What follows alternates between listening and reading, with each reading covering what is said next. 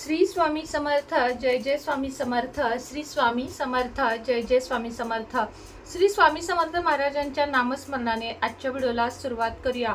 शुभ दुपार तुम्हा सगळ्यांना. कसे आहात तुम्ही सगळे? आशा व्यक्त करते स्वस्त असाल, मस्त असाल, स्वामींच्या सेवेमध्ये रममाण असाल. आजचा व्हिडिओ असणार आहे 22 जानेवारी रोजी माघी जयंती, म्हणजे माघी गणेश जयंती आहे त्याबद्दलचा.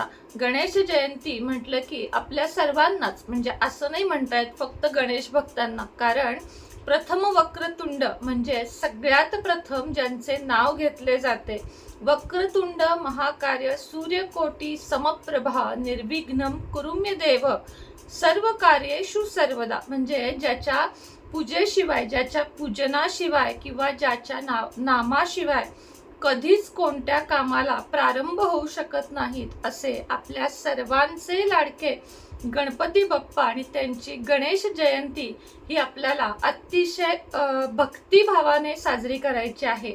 तर त्याच विषयाची संपूर्ण माहिती आपण आजच्या व्हिडिओमध्ये बघणार आहोत. आता व्हिडिओला सुरुवात करण्याच्या आधी एक दोन गोष्टी तुम्हाला सांगते. सगळ्यात आधी आपलं अजून एक चॅनेल आहे, त्याचं नाव आहे सुनेत्राज लाईफस्टाईल. तुम्हाला माझ्याबद्दल जाणून घ्यायचे असेल किंवा माझ्या घरामध्ये मी रोज काय करते, डेली रुटीन असेल, ट्रॅव्हलिंग काय आता जास्त मी करत नाही, पण डेली रुटीन असेल किंवा रेसिपी असतील, त्याचप्रमाणे दैनंदिन आयुष्यात माझ्या काय चालू आहे, हे सर्व माहिती जर बघायची असेल, म्हणजेच माझे लाईफस्टाईल जर बघायचं असेल, तर तुम्हाला सुनेत्राज लाईफस्टाईल या आपल्या चॅनेलला नक्की सबस्क्राईब करा. त्याचप्रमाणे ॲस्ट्रो सुनेत्रा, म्हणजे भविष्य विषयक फार नाही, आठवड्यातून 2 ते 3च व्हिडिओ मी त्या चॅनेलवर टाकणार आहे.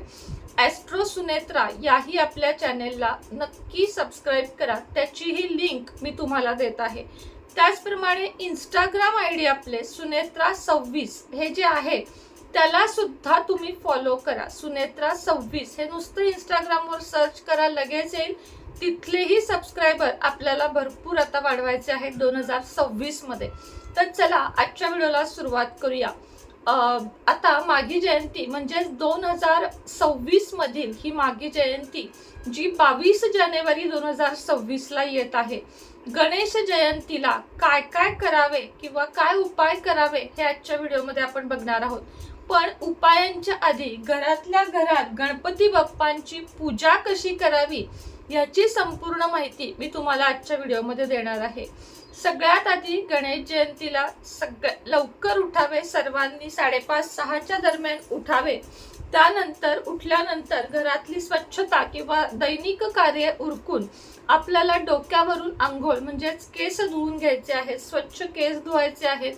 त्यानंतर घरामध्ये तुम्हाला गोमूत्र शिंपडून घ्यायचे आहे. कुठलेही आपले इकडचे तिकडची पावलं हात आले असतील किंवा काही निगेटिव्हिटी आली असेल तर ती गोमूत्रामुळे अर्थातच रिमूव्ह होते. तर सर्व घरामध्ये आपल्याला गोमूत्र शिंपडून घ्यायचे आहे. गोमूत्र शिंपडून झाल्यानंतर आपल्याला फरशी तर पुसून आधीच झालेली असेल, देवघर स्वच्छ करायचं आहे. म्हणजे आता समजा इथं जाळी लागली आहे, इथं काय लागले, तर हे सगळं आपल्याला स्वच्छ करून घ्यायचं आहे. देवघर स्वच्छ करून घ्यायचं आहे. देवारा स्वच्छ केल्यानंतर देवारातले जे आतलं कापड असतं ते सुद्धा आपल्याला गणेश जयंती दिवशी बदलायचं आहे. म्हणजे गणपतीची मूर्ती बाजूला ठेवून आधी सर्व देवघरात सगळ्या देवांची पूजा करून घ्या. त्यानंतर एक स्वच्छ तामण घ्यायचं आहे. आता जाऊ दे, मी सगळं दाखवत नाही. तामण सगळ्यांना माहिती आहे. स्वच्छ एक तामण घ्यायचं आहे. त्यामध्ये मधोमध अक्षता ठेवायच्या आहेत, कुंकवाने लाल केलेल्या अक्षता. मी पूजा पण दाखवेन तुम्हाला, उद्या जमलं तर पूजा दाखवेन गणेश जयंतीची कशी करायची. तर मधोमध आपल्याला अक्षता ठेवायच्या आहेत. त्यानंतर त्यावर गणपतीची मूर्ती स्थापन करायची आहे. गणपती बाप्पांची मूर्ती त्याच्यावर स्थापन केल्यानंतर सर्वात आधी गणपतीला हळदी कुंकू लावून घ्यायचं आहे. गणपतीला कुंकू लावलेले चालते, पण ओले कुंकू आणि त्यावर अक्षता अशा पद्धतीने लावून घ्यायचं आहे. हे लावून घेतल्यावर आपल्याला अभिषेकाला सुरुवात करायची आहे. तुम्हाला जमत नसेल तर तुम्ही अथर्वशीर्ष युट्यूबला लावा, फोनवर लावा, टीव्हीवर लावा आणि एकीकडे अभिषेक करा. म्हणायला जमत असेल उत्तमच आहे. म्हणत म्हणत आपल्याला अभिषेक करायचा आहे. अभिषेक केल्यानंतर आता अभिषेक करताना जर तुम्हाला अथर्वशीर्ष नाही लावायचं किंवा नाही जमत लावायला, तर अशा वेळेस ओम गम गणपतये नमः, ओम गम गणपतये नमः या मंत्राचा जप करत पाण्याने आधी अभिषेक करायचा. पंचामृत तयार करायचे. दूध, पाणी, तूप, साखर, मध असं चमचाभर सगळं घेऊन थोडस छोट्याशा वाटीत, असेल चांदीची वाटी वापरा, नसेल स्टीलची वाटी घ्या, छान असा गणपतीला पंचामृताने अभिषेक करून घ्यावा. पंचामृताने अभिषेक करून घेतल्यावर पुन्हा पाण्याने अभिषेक करून घ्यावा. गणपती बाप्पांची मूर्ती स्वच्छ पुसावी. पुसल्यानंतर तिला अत्तर लावावे. कोणतेही अत्तर लावा. गणपती बाप्पांची विशेष अशी काही चॉईस नाहीये की हेच लावा तेच लावा. फूल वगैरे आहे, पण अत्तर तुम्ही जे असेल ते लावा. अत्तर लावल्यानंतर एक छोटासा पाट घ्या, चौकी घ्या आणि ती इथं समोर ठेवा देवांच्या, आणि त्याच्यावर छोटे लाल वस्त्र घाला, पिवळे लाल वस्त्र घाला. त्याच्यावर गणपती बाप्पांची मूर्ती, पुन्हा अक्षता ठेवून त्याच्यावर मूर्ती स्थापित करून घ्या. कुंकू, ओले कुंकू, चंदन, अक्षता हे गणपती बाप्पांना लावून घ्यायचे आहे आणि जानवे घालायचे आहे. या दिवशी गणपतीला ही एक वस्तू नक्की घाला, ती म्हणजे जानवे. जानवे घातल्यानंतर तुम्हाला गणपतीला गेज वस्त्र जे असते, कापसाचे गेज वस्त्र, लाल कुंकवाने केलेले कापसाचे गेज वस्त्र अर्पण करायचे आहे. हे झाल्यानंतर गणपतीला लाल फूल आणि दुर्वांची 21, 51, 101 किमान 21 दुर्वांची जुडी गणपती बाप्पाला अर्पण करून घ्यायची आहे. लाल जास्वंदाचं फूल नसेल गुलाबाचं फूल नक्की घाला. केवडा एक गणपतीला आवडतो. या दिवशी जर तुम्हाला केवडा मिळाला बाजारामध्ये तर अवश्य घाला, किंवा केवड्याचे अत्तर सुद्धा तुम्ही लावू शकता. गणपती बसवताना या दिवशी विड्याच्या 2 पानांवर बसवा. त्याच्या पुढे त्याच्यावर अक्षता, हळदी कुंकू, 1 रुपयाचं नाणं ठेवा आणि त्याच्यावर गणपती बाप्पा ठेवा. त्यानंतर ते पान वगैरे निर्माल्यात टाका. 1 रुपया खर्चायला ठेवलात किंवा पूजेमध्ये ठेवलात तरीही चालेल.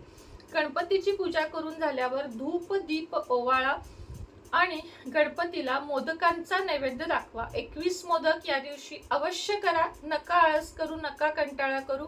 या दिवशी आपल्याला नक्की गणपती बाप्पांना 21 मोदकांचा नैवेद्य दाखवायचा आहे. सकाळी दाखवू शकता, संध्याकाळी दाखवू शकता. बरोबर 12 वाजता सकाळी म्हणजे दुपारी गणपतीचा जन्मकाळ असतो. त्याच वेळेमध्ये ही सर्व पूजा केलीत तर चांगलेच आहे. अन्यथा पूजा आधी केलीत तर या वेळेमध्ये गणपती स्तोत्र, गणपती अथर्व शीर्ष, गणपतीचं जे काही तुम्हाला म्हणता येतं ते सर्व तुम्हाला या वेळेमध्ये म्हणजे 12 वाजता म्हणायचं आहे. गणेश जन्माचा पाळणा सुद्धा आपण या दिवशी म्हणू शकतो, तोही मी तुम्हाला सांगणार आहे. तो पाळणा म्हणू शकतो. गणेश जन्माची कथा आहे आपल्या ह्याच्यामध्ये ग्रंथांमध्ये, ती तुम्ही वाचून घेतली संपूर्ण चातुर्मासातली गणेश जन्माची कहाणी, तर ती देखील तुम्ही पठण करू शकता. त्यानंतर आरती करायची आहे गणपती बाप्पाची, नैवेद्य दाखवायचा आहे आणि अशा पद्धतीने आपल्याला गणपतीचा जो जन्मकाळ म्हणजे गणेश जयंती साजरी करायची आहे. आता जर तुम्हाला ह्याचा व्हिडिओ बघायचा असेल की ताई आम्हाला 22 तारखेच्या आधी व्हिडिओ करून दाखवा, तर मी नक्की उद्या प्रयत्न करेन की तुम्हाला पूर्ण गणेश जयंतीचा व्हिडिओ कसा करायचा ते दाखवण्याचा. ज्यांच्याकडे गणपतीची मूर्ती नाही, भंग पावली आहे, खूप जास्त 10 वर्षापेक्षा जुनी मूर्ती आहे, अशा लोकांनी पहिली गणपतीची मूर्ती बदलून या दिवशी माझ्याकडून सुद्धा तुम्ही गणेश मूर्ती घेऊ शकता. छान अशा गणेश मूर्ती मी देत असते. आपला नंबर आहे 77 57 94 94 41. या नंबरवर कोणतीही देवी देवतांची मूर्ती तुम्ही मागवू शकता. लक्ष्मी कुंचन भरपूर जात आहेत आणि अजूनही यातले लक्ष्मी कुंचन भरपूर आहेत. विधिवत पूजा केलेले असतात. आता आजचे 4 आहेत बघा पूजा केलेले आहेत, म्हणजे ऑर्डर खूप आहेत, पण मी आज 4च ह्याची पूजा केली आहे. उद्या बाकीच्या ह्याची करेन. तर विधिवत पूजा करून त्यामध्ये अक्षता, कुंकू, कोल्हापूरच्या महालक्ष्मीचं देऊन तुम्हाला मी ते सिद्ध करून देते. रिप्लाय येत नसतील काळजी करू नका, रिप्लाय येतील. जरा 2 दिवस मी प्रचंड कामामध्ये होते, रिप्लाय येतील. उद्याच्या दिवशी उद्या नाही 22 जानेवारीच्या आधी ज्या मुलांसाठी तुम्हाला गणेश रुद्राक्ष पाहिजे आहे, 1 मिनिट दाखवते.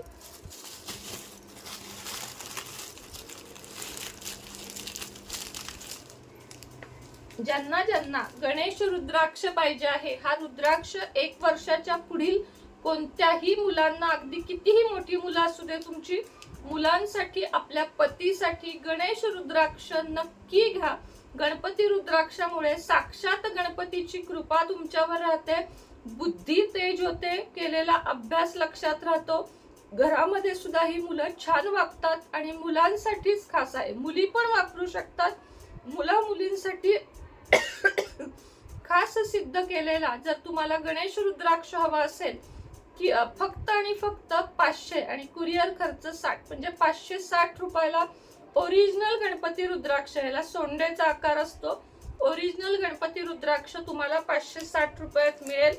तर नक्की मागवा, खूप छान रिझल्ट आहे त्याचे सगळ्याच गोष्टींसाठी. संताप येतोय मुलांना, व्यसन आहे मुलांना, किंवा अभ्यास करत नाहीत, लक्षात राहत नाही, किरकिर करतात, त्रास देतात, या सगळ्यासाठी गणेश रुद्राक्ष आहे.